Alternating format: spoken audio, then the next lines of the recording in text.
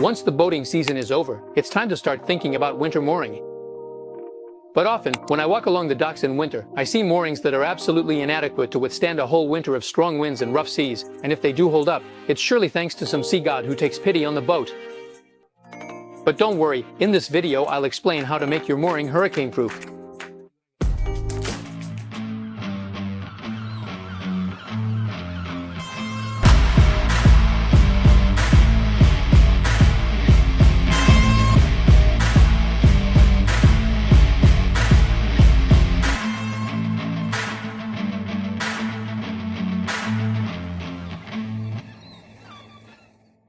Here we are, as always, in the DNet studio in Valila, or as someone suggested, the saloon.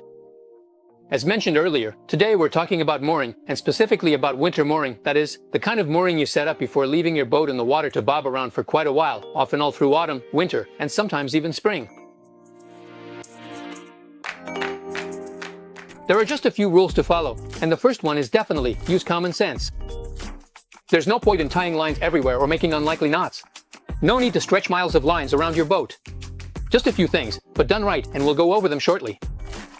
Thicker lines are better in winter because the weather conditions can be much tougher than in the summer season. So having sturdier, higher quality lines is an essential precaution. Also, it is important to use a system of shock absorbers so that your boat's cleats don't take the full brunt of the impact during significant backwash or particularly annoying in turbulent waves.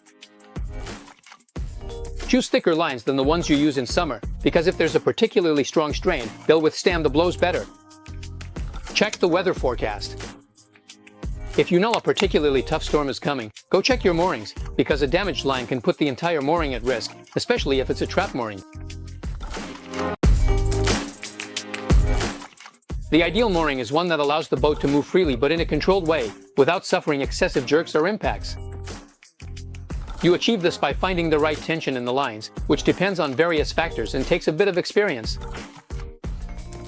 If you want to take a walk around the harbor where you plan to leave your boat, I suggest you take a look at the locals' boats and maybe have a chat with them. Some marinas are easy, and others are less so. In true sailor spirit, I bet you'll find plenty of people willing to give you some advice based on their own experience. The position of the boat is fundamental. If you're used to mooring close to the dock in the summer because you want to jump off the swim platform, well, forget about it in the winter. The boat needs to be at least 2 meters away from the dock. Ideally, you should think of a square in which the boat can move, but not too much. For safety, my winter mooring setup includes a pear-shaped fender tied off and 5 classic fenders, also tied off. This is because in winter, the crosswind hits me right across the bow, so the front tends to drift toward the boat on the left, while the stern moves up toward the boat on the right. With 6 fenders on each side, I can rest easy and sleep soundly, especially since I live on board all the time. In addition to the fenders along the hull, I recommend putting a couple of fenders at the stern and a couple on the dock as well. If, unfortunately, a mooring line were to break, your boat would be protected from impacts and it would give you or the marina staff time to fix the problem. It would be better to remove all the halyard and sheet circuits to prevent them from drying out in the wind. Or, if you want to leave them in place ready for use, make sure to tie a small line between the mainsail halyard and a shroud. This way, it will prevent them from banging against the mast even during the strongest gusts of wind. You won't break the halyard, and you won't annoy the people living on board either. Here too, if you know you won't be using the boat for a long time, experience says that the sail should be taken down, washed, and stowed away. But if you don't want to do that, make sure the mainsail is well closed in the lazy bag or securely fastened to the boom with a spider lash. It's best if the jib has a UV strip and is properly furled. I recommend wrapping the 2 sheets around the sail at least twice, and then using a small line to secure the jib tightly. It's happened to me several times to walk through the marina after a particularly violent storm, thank you, and see jibs in shreds after spending the night flapping wildly in the wind. Take every possible precaution, not just for yourself, but also for the boats around you. I've seen winter moorings you humans couldn't possibly imagine, pairs of flimsy lines knotted precariously on the dock by pure chance, just waiting to inevitably break, boats covered with an assortment of fenders of every conceivable shape and size, and all those precarious moorings will ultimately be lost in the sands of time, like boats forever adrift. It's time to learn how to moor properly. Now let's talk about the most important thing, the lines. First of all, let's look together at which lines to use in winter. These are the main lines that connect the stern of the boat to the dock, keeping the boat in position within our imaginary square. My advice is to equip these lines with a good shock absorber system, as we mentioned earlier. These are the most important lines. They need to be thick and sturdy. You attach them to the stern cleat, and from there you bring them to the dock. Sometimes you'll see these lines secured on the winches, which in my opinion is doable, since winches are designed to handle very high loads. But let me know what you think in the comments. This is a line that runs perpendicular to the dock, attached to the stern of the boat. It helps prevent the boat from moving forward and backward. They are especially useful for side-to-docks, English-style mooring. The spring is a line that is attached diagonally from a cleat to the opposite side of the dock. The two springs will cross behind the stern. They prevent the boat from swinging too much to starboard or port. They're extremely useful in strong winds. I've sometimes had to use springs at the bow as well, especially to keep the bow from drifting too far downwind and possibly damaging the boat next to us. The mooring lines, trap, are almost never ours. In 99% of cases, they belong to the port or marina. Usually there are two mooring lines, and after securing the stern lines, they need to be pulled tight to keep the boat away from the dock in case of strong winds. When we lived in Greece, every year we get blasts of Mistral winds over 40 knots.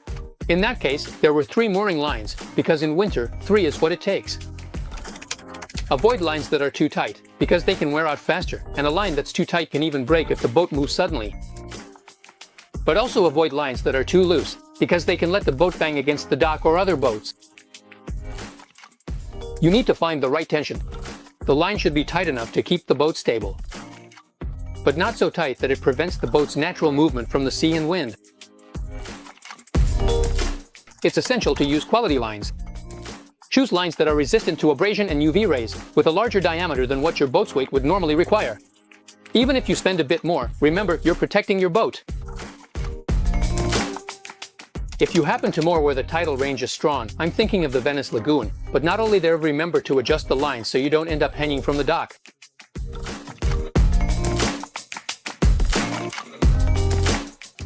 One last tip about lines, but no less important. Never ever tie lines directly to the life chain, always use shackles.